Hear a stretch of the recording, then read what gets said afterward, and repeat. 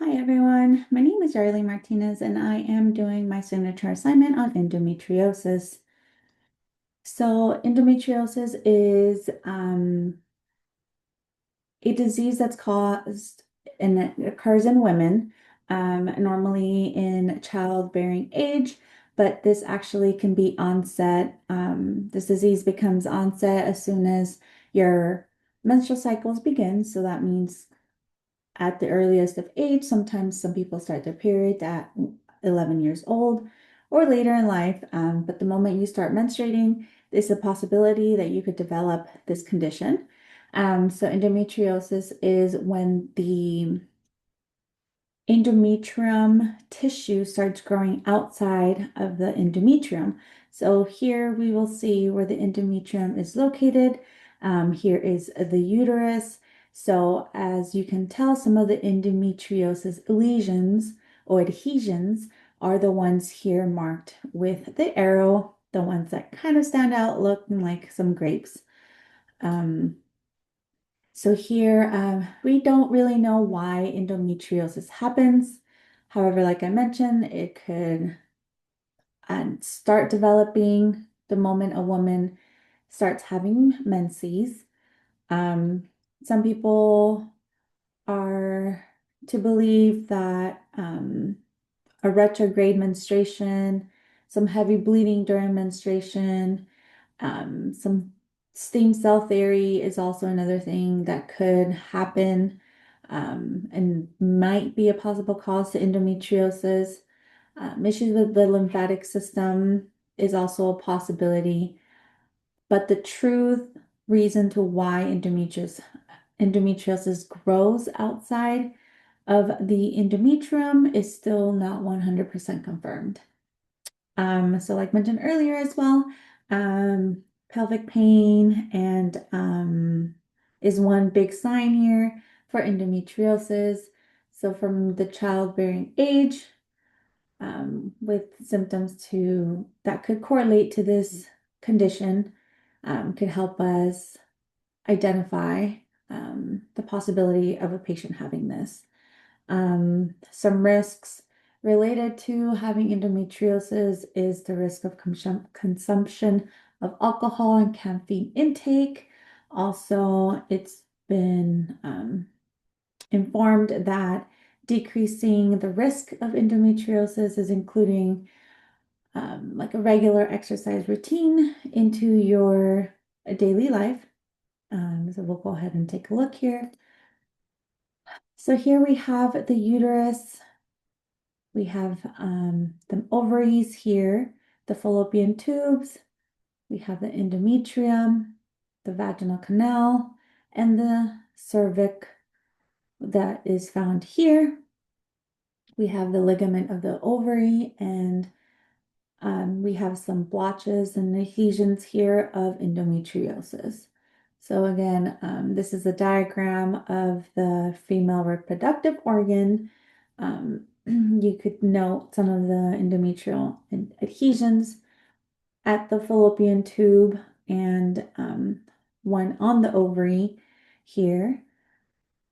And you could see there's some more on this side on the diagram.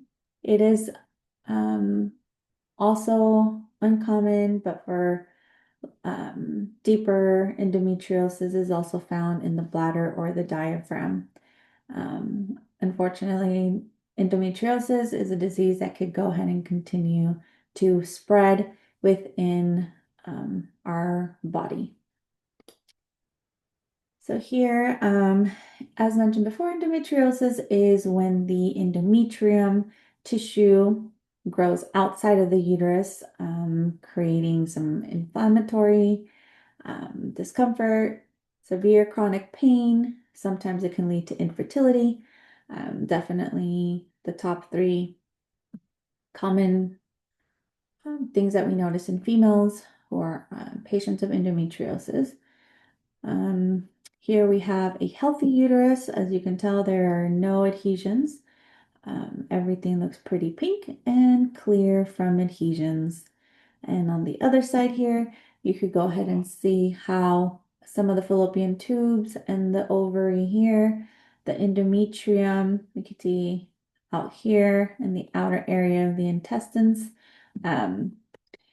Just so you can compare what a normal healthy uterus will look like and then how a uterus with endometriosis looks like. Um, let's see. There are some signs and symptoms for endometriosis patients. The most common one would be pain during menstruation. Patients have also reported pain during sexual intercourse, pain during or while having bowel movements. Again, it could be related to the endometriosis growing onto um, outside of the uterus and growing onto the intestines or the rectum. Um, we also see signs of lower back pain with menstruation. Normally, with the lower back pain, we go ahead and inform patients that they could go ahead and use a heating pad to go ahead and help relieve some of that pain with the lower back. Also, we could advise them to go ahead and use that heating pad and put it on their lower pelvic area to go ahead and decrease some of the discomfort. Um, Infertility is one main leading thing when it comes to endometriosis. 20 to 40% of women with endometriosis, unfortunately, have to go through infertility treatments. Um, there is no exact um, explanation to the association between endometriosis and infertility.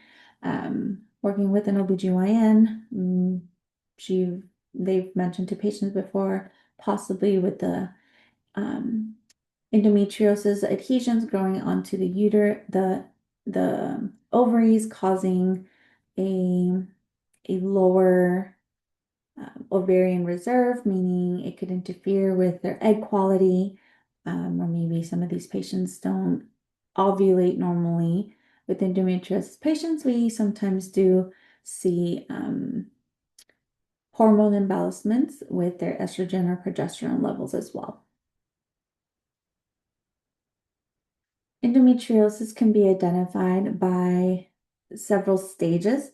So here you'll go ahead and see there's a diagram of stage 1, 2, and it goes through all the way down to stage 6. So it depends on how and what they see during possible treatment options.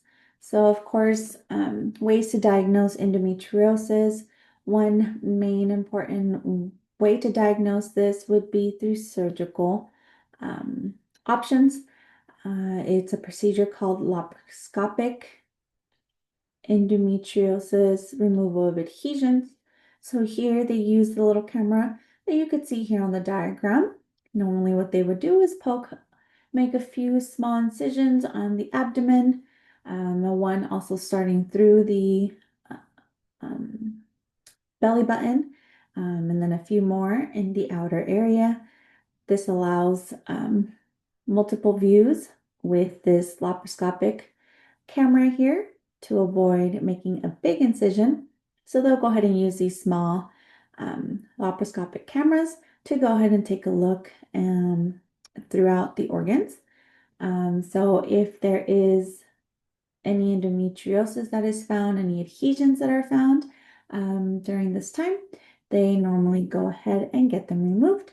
Now that I do have some personal um, references from my own, I am happy to share these with you. Um, this one is a great picture. I myself have endometriosis, so I found this topic to be pretty interesting and I felt like I could also relate to it. And I actually have some personal surgery pictures that I would like to share with you. So heads up, if you don't do well with body organs or blood, maybe skip forward a little bit through here. But I will cover, of course, my medical record information here. But here are some pictures of, you could go ahead and see that you could see the uterus and the ovary, but there is one picture in particular I want to go ahead and share with you, which is this upper picture. If you take a closer look here, You could go ahead and see that there are some black excisions. Um, you could go ahead and see some endometriosis that is right there with a little bit of black. So that was removed with this technique of laparoscopic. I have a few more pictures, but I am happy to share those with you all in person. Um, but this is one important way to go ahead and remove. Once they take that incision of the endometriosis tissue, they'll go ahead and send it out to a lab for as a biopsy to go ahead and get a pathology report to confirm the diagnosis. Um, so here after surgery, there is some post-operative information. So there are some good rates when it comes to conceiving, and for those who are in childbearing age and want to still hopefully conceive after surgery. There are some good high rates that could lead to fertility, to a healthy pregnancy after the surgery has occurred. Normally clearing out the excisions of the endometriosis allows for good, healthy tissue for the uterus to go ahead and carry this baby through full-term pregnancy. Um, Overall, also for women who are not in childbearing age or who don't want to have a family, the surgical treatment is also a great option because it helps manage their pain by decreasing their pain and inflammatory by removing all these endometriosis adhesions. A non-surgical approach to diagnosing endometriosis. This is not 100% accurate, but it could be seen through MRI. You could go ahead and take a look here on the MRI with the red arrows on the left-hand side here. You could go ahead and take a look at the white spots here. That is endometriosis. That is a pretty big size. Transvaginal ultrasounds are still a little more difficult to go ahead and diagnose. This will probably be at the bottom of the list of options to diagnose endometriosis. Normally, when I myself had ultrasounds with endometriosis, they try to see if there is any or less movement actually from the ovaries to the uterus. They normally push on one ovary, seeing if there is any free flow, if they could go ahead and move, or if they are attached and held by endometriosis adhesions. So it's really interesting. We have some medical treatment options for endometriosis. Here you'll go ahead and see that there are, of course, our main one will be birth control options, combined hormone contraceptions for those who don't desire pregnancy, or we've put patients on hormonal contraceptions to go ahead and allow them to, one, manage their pain and symptoms, or we also prescribe maybe a stronger ibuprofen of 800 milligrams if needed to go ahead and help them with the pelvic pain. Thank you guys for watching. I hope you guys enjoyed this. It was a pleasure.